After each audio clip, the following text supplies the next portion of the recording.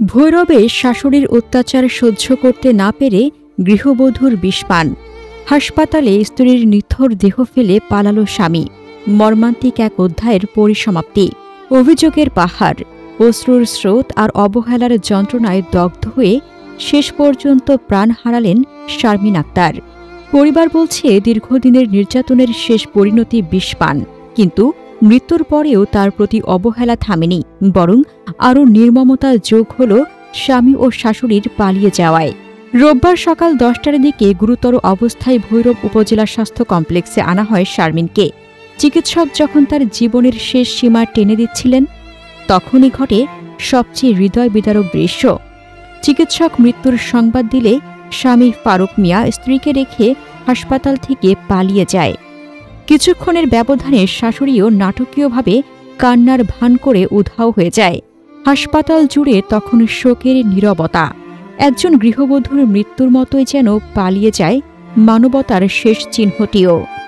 হাসপাতাল সূত্র জানায়, শারমিনকে আনতেই তার শ্বাসকষ্ট ও অসুস্থতা ছিল প্রকট।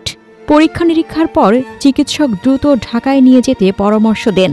স্বজনেরা অ্যাম্বুলেন্স আনতে বের হলেও ফেরার আগেই শারমিন জীবনের শেষ নিঃশ্বাস ত্যাগ করেন। তার মৃত্যুর খবরে যে স্বামী মুহূর্ত আগেই পাশে ছিল, সে আর ফিরে তাকায়নি। যে শাশুড়ির অত্যাচারের অভিযোগ মৃত্যুর পেছনে, তিনিও হাসপাতাল ত্যাগ করেন নীরবে। খবর পেয়ে পুলিশ এসে কাউকেই পায়নি। নিহতের পরিবারের দাবি আরও মর্মস্পর্শী। তারা জানায়, শারমিন আক্তার নরসিংদীর রায়পুরা উপজেলার বগদরকান্দি গ্রামের রবিউল্লাহ মিয়ার মেয়ে। বিয়ের পর থেকেই শাশুড়ির নির্যাতন তার নিত্যসঙ্গী ছিল।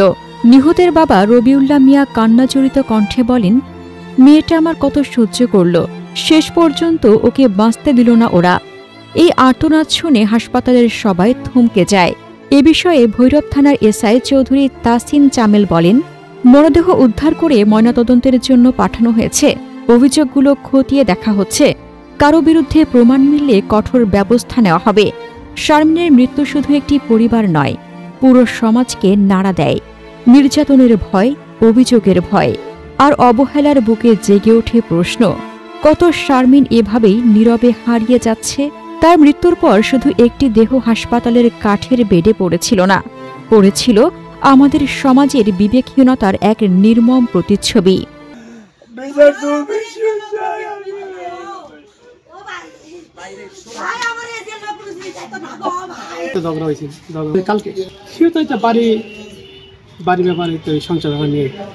শারমিন 30 বছর, এক গৃহবধূ, রায়পুরা নরসিংদী থেকে আসছে আমাদের এখানে। ধানের পোকা, চালের পোকা মারার যে বিষ, ওটা খেয়ে আর কি। তো প্রায় খুব খারাপ অবস্থায়, গুরুতর অবস্থায় আসছে আমাদের এখানে। তো আমরা ইমিডিয়েট প্রাথমিক ম্যানেজমেন্ট করার পরে রেফারেলের পরামর্শ দেই। তো তাৎক্ষণিকভাবে তারা অ্যাম্বুলেন্স আনতে গেছে বলে গেল, ইতিমধ্যে আর কি আমরা বাঁচাতে পারিনি। থানায় যোগাযোগ করেছি, থানায় এসআই ওনারা এসে ওনাদের তত্ত্বাবধানে আমরা মৃতদেহ হস্তান্তর করেছি। আমার বাড়ি রায়পুরা থানার চানপুরি। আমার বাস্তি, আমি শুনছি অসুস্থ আছে, হসপিটাল আছে ভৈরব। পরবর্তীতে আমি শুনলাম যে মারা গেছে। মারা যাওয়ার পরে আমি আসছি হসপিটাল থেকে। থানা পুলিশ খবর পেয়েছি যে সে বিষাক্ত কিছু খাইছে মনে হয়, এরকম কোনো কিছু। তো এখন থানার আওতাধীন আছে লাশ। আমরা থানায় আসছি পোস্টমর্টম করে নেওয়ার জন্য। কিশোরগঞ্জ থানা থেকে কিশোরগঞ্জ হসপিটালে পাঠানো হবে। এখন তারপরে আইনগতভাবে যেটা হয় পোস্টমর্টম পাওয়া যাবে, ওই আইনগতভাবে আমরা আইনগতভাবে ব্যবস্থা নেওয়া, আইনের দ্বারা গতিতে চলে। পোস্টমর্টম রিপোর্টে যদি মার্ডার হয় তো অবশ্যই মামলা হবে, মার্ডারের মামলা। আর যদি পোস্টমর্টম রিপোর্টে আসে যে না, সে আত্মহত্যা করছে, এটাই হবে। কীভাবে মারা গেছে শ্বশুরবাড়িতে আমরা তো আর জানি না, এটা জানে তার শ্বশুরবাড়ির পক্ষের লোক। এখন আমরা লাশ নেওয়ার পরে পোস্টমর্টমের পরে রিপোর্ট বুঝা আমরা কাজ করবো আইনগতভাবে। এইভাবে হয়। মনে করেন এই মেয়েটা বুঝছি না, আজ 12-13 বছর ধরে বিয়া দিছি, কোনো শান্তি পাইছি না। মনে করেন আজকে এটা, কালকে এটা। আমি আমার বাড়ি থেকে মেয়ে বেশিরভাগ থাকছে, কি করবো? কিন্তু অশান্তির কারণে কোনো ভাই বই আজকে মনে স্বামী পাইতেছে কোনো মাস 1.5 বা 2 মাস হয়েছে। আজকে হারা মিললে এই ঘটনাটা মনে করেন ঘটছে। ঘুরি বলতে মনে করেন আজকে খাইতে থাকতে পারে না, কালকা এটা, কালকা এটা। এই ফেসাল জীবন 12-13 বছর শুনতে আছে। বুঝছেন শোনার পরে মানে আমি চাইছিলাম যে শ্বশুর কদিন বাঁচবো, যাক বাতে তুমি বিয়া যখন দিয়ে এলেছি তো সহ্য করে খাই দিতে হবে। তো 2টা বাচ্চা আল্লাহ দিয়েছে, একটা হচ্ছে 11 বছর মেয়েরা, আর ছেলের বাচ্চাটা 8 বছর।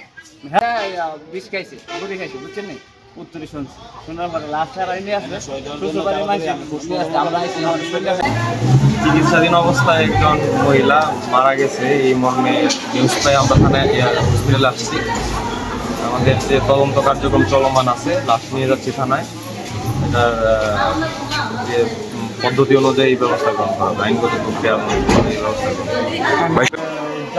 যে নিয়ে আসছে একজন অপরিচিত একজন লোক আর কি, তার সমস্যা ফিল করতেছে, এটা থানায় নিয়ে আসছে। না চলমান আছে, আইনগত প্রক্রিয়া চলমান আছে, আমাদের ইনভেস্টিগেশন চলমান আছে।